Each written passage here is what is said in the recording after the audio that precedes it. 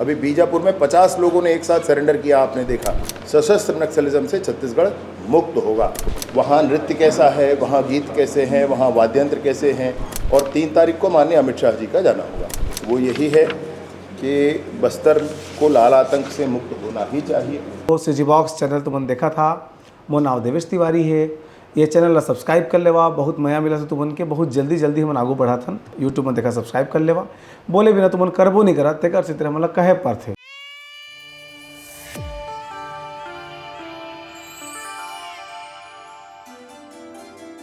को सूचना करना चाहता हूँ, आपसे आग्रह करना चाहता हूँ, वो ये है कि माननीय अमित शाह जी का छत्तीसगढ़ प्रवास निर्धारित हुआ है। 4 तारीख को जब सत्र समाप्त होगा, उसके बाद शाम को मतलब रात तक वो रायपुर पहुँचेंगे, रात रायपुर में रुकेंगे, और दूसरे दिन सुबह दंतेवाड़ा जाने का है। दंतेवाड़ा में सर्वप्रथम माँ दंतेश्वरी के दर्शन, नवरात्रि का समय है, चैत्र शुक्ल की नवरात्रि है, महत्वपूर्ण समय।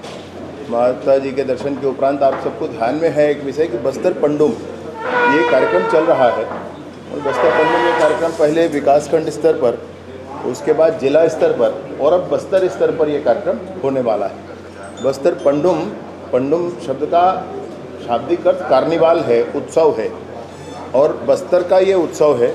बस्तर की संस्कृति के लिए वहाँ नृत्य कैसा है, वहाँ गीत कैसे हैं, वहाँ वाद्यंत्र कैसे हैं, वहाँ का पेय कैसा है, वहाँ के भोजन कैसे हैं, वहाँ के खाद्य पदार्थ कैसे हैं, वहाँ के आभूषण कैसे हैं, वहाँ पर परिधान कैसा है, नाटक कैसे होते हैं, इन सारे ही विषयों को लेकर के गांव-गांव से लोगों ने भाग लिया है। भाग लेने के बाद उनके बीच प्रतिस्पर्धा हुई है, और जो बस्तर के सर्वश्रेष्ठ होंगे वो इस बार 3 दिनों का बड़ा कार्यक्रम है। उस बस्तर पंडुम के समापन के अवसर पर 5 तारीख को माननीय अमित शाह जी उसमें सम्मिलित होंगे। ये कार्यक्रम 3 तारीख से शुरू हो रहा है, 3, 4 और 5 को। 3 तारीख को इसमें कुमार विश्वास जी आ रहे हैं, जो वहाँ पर विशेष रूप से बस्तर के राम, इस विषय पर उनका एक विषय जो चलता है अपने अपने राम, उसके अतिरिक्त ये विषय है बस्तर के राम। राम भगवान का बस्तर में से कैसा नाता रहा है, कैसे लोगों ने अयोध्या से जब वो चले थे तब बस्तर के लोगों ने कैसे उनको साथ समर्थन दिया माता सीता को श्रीलंका से लाने के लिए। ये बस्तर के राम, इसमें बड़ी सुंदर व्याख्या इसकी होने वाली है। तो ये 1 तारीख का है। 2 तारीख को महामहिम राज्यपाल जी से निवेदन किए हैं, अगर उनका समय मिलता है तो उनका जाना होगा, और 3 तारीख को माननीय अमित शाह जी का जाना होगा। तो माननीय अमित शाह जी वहाँ पर बस्तर पंडुम में सम्मिलित होने के बाद बस्तर में जितने जनप्रतिनिधि बने हैं, विशेष रूप से जनपद के अध्यक्ष, पूरे बस्तर के जनपद के अध्यक्ष, पूरे बस्तर के जिला पंचायत के अध्यक्ष, और नगरीय निकायों के अध्यक्ष, जितने भी स्थानीय चुनाव हुए उन स्थानीय चुनाव के जनप्रतिनिधियों के साथ उनका भोजन ऐसा रखा गया है। और विशेष रूप से 4 जिलों के 10-10 सरपंच भी लिए गए, बीजापुर, सुकमा, दंतेवाड़ा और नारायणपुर, जो 4 प्रभावित जिले हैं। ऐसे उसके 10-10 सरपंच भी लिए गए हैं, जो नए चुनकर अभी आए हैं। उनके साथ भोजन का कार्यक्रम है, चर्चा का कार्यक्रम है, और उसके बाद कमांडर्स के साथ उनकी मीटिंग। जिन कमांडर्स ने बड़े ऑपरेशंस में अभी भाग लिए हैं, उन कमांडर्स के साथ अमित शाह जी की मीटिंग है, उनसे चर्चा है। और उसके बाद रायपुर आकर के, रायपुर में एक प्रशासनिक बैठक है, अर्थात जिसमें बहुत से आर्म्ड फोर्सेस के प्रमुख उसमें होंगे, इंटेलिजेंस के बहुत से प्रमुख होंगे, उसमें एक बैठक रायपुर में है। रायपुर की बैठक के बाद उनका प्रस्थान होगा। ये माननीय अमित शाह जी का प्रोग्राम है। बस्तर पंडुम के लिए मैं अवश्य आपसे कहूँगा कि आप लोग जब वहाँ, अगर जो भी आप में से जाना चाहें, आप ज़रूर सूचना करें और अवश्य पहुँचें, आपकी टीम पहुँचे, आपके चैनल की टीम पहुँचे। तो बहुत सुंदर कार्यक्रम, आज तक कभी नहीं हुआ। जैसे बस्तर ओलंपिक कभी नहीं हुआ था, पहली बार हुआ, माननीय नरेंद्र मोदी जी ने मन की बात में उस विषय को रखा, वैसा ही बस्तर पंडुम है। बस्तर के सांस्कृतिक विषय को लेकर के, सिर्फ उसको ही लेकर के इतना बड़ा कार्यक्रम नहीं हुआ है। इसमें जितने अमित शाह जी के साथ भोजन में जितने वहाँ के पद्मश्री और दूसरे अवार्ड से अवार्डी हैं, वो भी साथ में रहेंगे। तो इन बड़े अभियानों के उपरांत माननीय अमित शाह जी के इस कार्यक्रम की सूचना मैं आपको देना चाहता था। साथ ही साथ बस्तर पंडुम के लिए पहला दिन, दूसरा दिन और तीसरा दिन, तीनों ही दिन बहुत ही महत्वपूर्ण है। यह भी एक विषय है जो आपके सामने मैं रखना चाहता था। और अंतिम और सर्वाधिक महत्वपूर्ण जो विषय है वो यही है कि बस्तर को लाल आतंक से मुक्त होना ही चाहिए। निर्धारित समय भी हुआ है।